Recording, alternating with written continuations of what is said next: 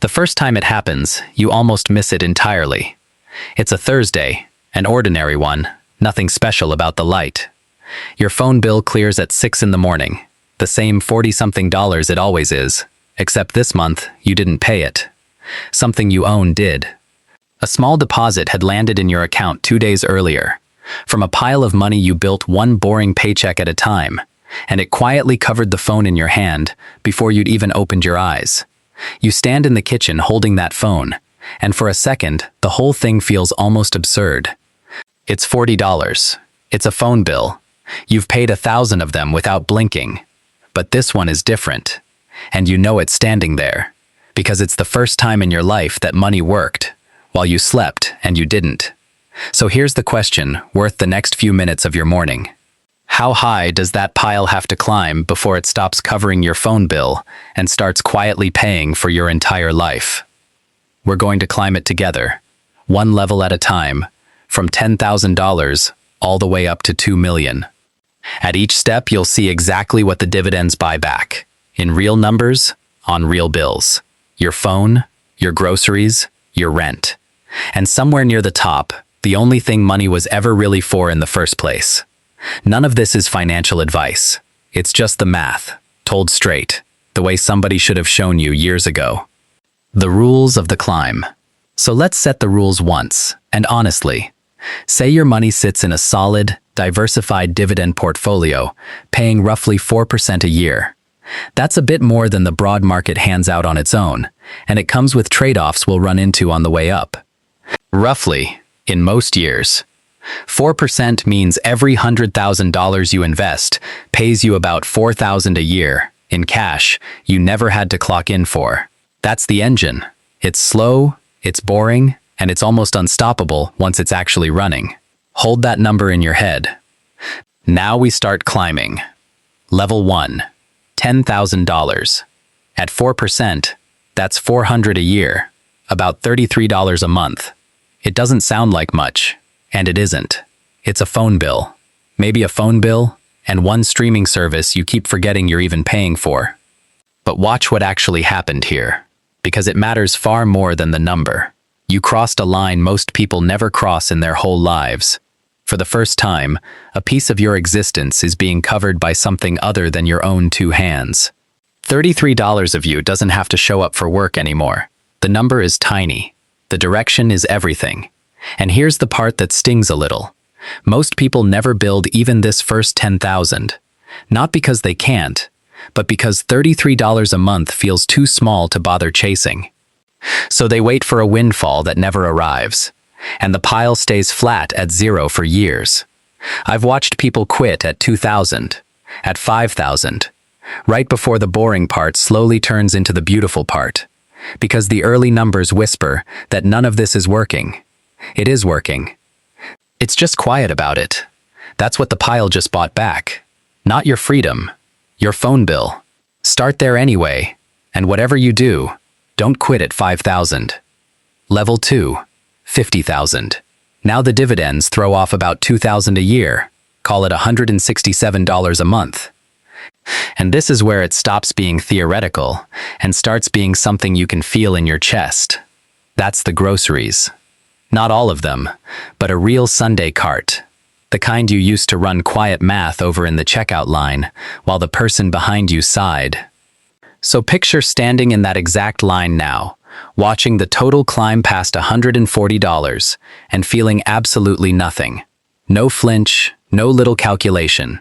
Because a slice of a portfolio you will never once meet already earned that money while you slept on a Tuesday. And you realize something small and strange standing there under the lights. The money didn't get exciting, it got useful. And useful, it turns out, is worth a great deal more than exciting, almost every single time. 50,000 won't change your life on paper, and nobody's going to throw you a party for hitting it. But it changes one specific moment, over and over, every week. And it quietly hands back a small scrap of dignity you'd stopped noticing you had lost. That ordinary moment, not the yacht, is where most people actually spend their lives. Level 3, 100,000. 6 figures, the number you spent years quietly assuming would feel like arriving somewhere at last. It doesn't, And that's the first honest surprise of the entire climb. 4,000 a year now, around 330 a month, and it lands on the least glamorous bills you own. The electric, the water, the gas that keeps the shower warm on a January morning when it's still dark outside. 6 figures, and what it actually bought you is the lights staying on without you ever once having to think about it. Nobody dreams about that as a kid. Nobody ever put the utility bill on a vision board. But go find the version of you from a few years back. The one who once kept the heat turned down low to save $9, watching their own breath in the living room, insisting out loud that it wasn't really that cold. Then sit in a warm, bright room on a freezing night, a room lit and heated entirely by a pile of money you can't see and never touch, and try to tell me it isn't a strange kind of quiet magic. Here's what nobody tells you at 6 figures.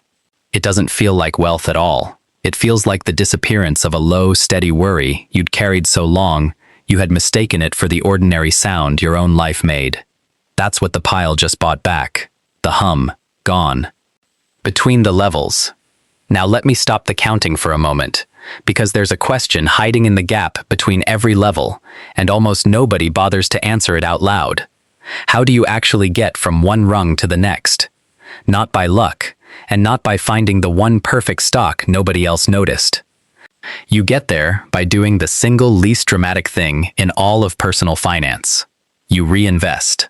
Every dividend that lands, instead of spending it, you send it right back in to buy a few more shares, which pay a few more dividends, which buy a few more shares still. It is the most boring loop in the entire world, and it is the whole secret, start to finish. The pile doesn't climb because you're brilliant. It climbs because you refuse to interrupt it. Most of what makes a portfolio enormous over the decades was never the money you added out of your paycheck. It was the money the pile itself made, quietly making more, in years nobody clapped for, and nothing exciting ever seemed to happen. So the space between these levels isn't empty at all. It's where the entire thing is actually built, in the dark, while you sleep, one reinvested payment at a time. The people who reached the top were almost never the ones who moved the fastest. They were the ones who could bring themselves to leave it alone. Level 4. $250,000. 10,000 a year now, a little over 800 a month, and that number covers a roof in a whole lot of this country. Your rent, or a serious bite out of a mortgage, paid entirely by the pile. This is the level where the dream stops being a metaphor and turns into an actual address you could actually live at. But this is also exactly where careful, patient people get hurt. So let me stop the climb and show you why. Around here, a very reasonable sounding voice shows up in your head. It says, why crawl all the way to 2 million at 4% when you could buy stocks paying 12 and get there in a quarter of the time? And on paper, the voice sounds completely right. I knew a man named Cole who listened to it. He moved almost everything he had into a small handful of 12% yielders and felt like the smartest man in the building for one glorious spring. He told everyone at lunch it was basically free money. Then, one by one, those companies cut their payments, exactly the way the market had quietly known they would all along. And Cole was left holding stocks down 40% that now paid him almost nothing at all. Here's the mechanism he missed completely. A yield is just the payment divided by the price. So a yield can rocket upward 2 very different ways. The good way, a healthy company slowly raising its dividend year after year, and the bad way, the price collapsing while the dividend simply hasn't been cut yet. A 12% yield is rarely a gift.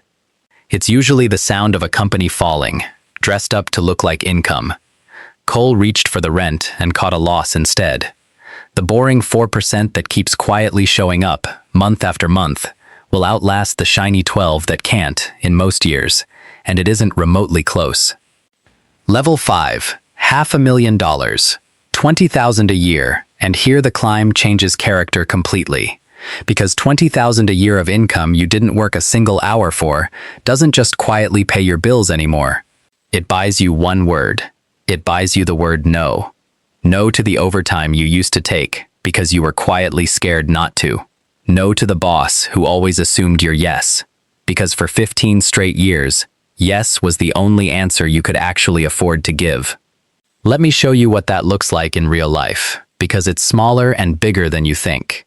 It's a Tuesday, and someone asks you to stay late again, and you hear yourself say no, calmly, without the old cold spike of fear behind it, and then you simply go home. And the sky doesn't fall. Nobody punishes you. The lights stay on, because you already bought those 2 levels ago. And driving home in the dark that night, you understand something that quietly reorganizes your whole idea of money. The fear was never really about the work at all. It was about the account. $500,000 doesn't make you rich. It just makes you a little harder to push around. And somewhere at this level, for the first time in your entire adult life, you stop being fully and completely for sale. Level 6. $1 million. $40,000 a year. And on paper, this is the number almost everyone was chasing the entire time. The one that's supposed to mean you finally made it. So here's the quiet, slightly disappointing truth about it. When you finally cross $1 million, almost nothing happens. There's no confetti. You don't wake up feeling like a different person. The car is the same car.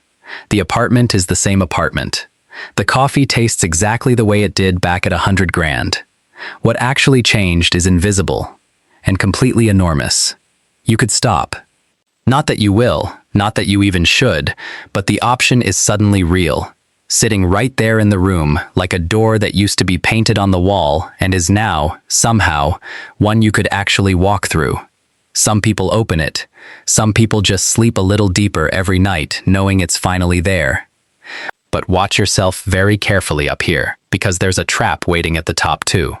The hunger doesn't leave when the need finally does. It just moves. It leans in close and whispers that $1 million isn't really enough, that 2 is the true number, that you'll relax at 3 and be safe at 5. That voice is a liar, and it never, ever runs out of new numbers to feed you. The people who actually win at this level are the ones who can stand in front of a door they're completely free to open and choose, on purpose and in peace, to stay. Level 7, $2 million. $80,000 a year, give or take, in most years, and now we've finally reached the only thing this entire climb was ever really about. This was never about the phone bill, or the groceries, or even the rent. It was always, from the very first level, about time. At $2 million, the pile throws off enough to cover a full, comfortable, wonderfully unremarkable life, without you ever lifting a finger, which means every last hour you used to sell off by the pound is simply yours again. So go all the way back to that Thursday morning in the kitchen, the phone in your hand, the deposit you almost didn't notice. Except now it's a Wednesday, and it's raining the soft kind, and there's no alarm on the nightstand, and there hasn't been one in longer than you can clearly remember.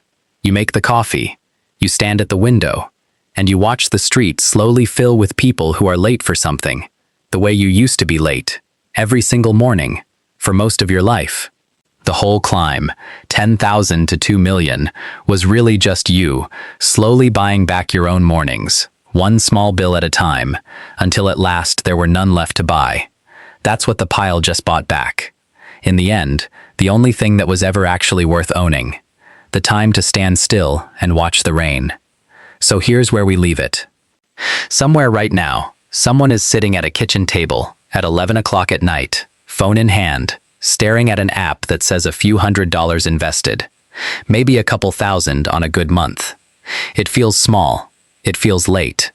It feels like the ladder starts too high up on the wall to ever reach the bottom rung. Here's what that person doesn't know yet, and what I genuinely wish someone had told me sooner. They're not behind. They're standing at level 0, which is the exact spot where every single person on that entire climb once stood, including the ones now standing at a window somewhere watching the rain. The pile that buys back your mornings does not start with $1 million. It starts with the very first $33 a month it earns you. The phone bill nobody on earth will ever clap for. Wealth isn't the number. It's the hours the number quietly hands back to you. I spent 22 years watching people at the very top of that ladder, sitting across a desk from them, and the calm ones were never the richest people in the room. They were the ones who started early and simply, stubbornly, refused to quit. So do exactly one thing after this. Don't go hunting for some 12% shortcut that ends the way Kohl's did. Go buy back your phone bill, and then leave it completely alone and let it compound while you sleep. If you want the rest of these numbers told to you straight, with no hype and no shortcuts and no secrets anyone's supposedly hiding, then stick around a while. Every single level is closer than it looks tonight.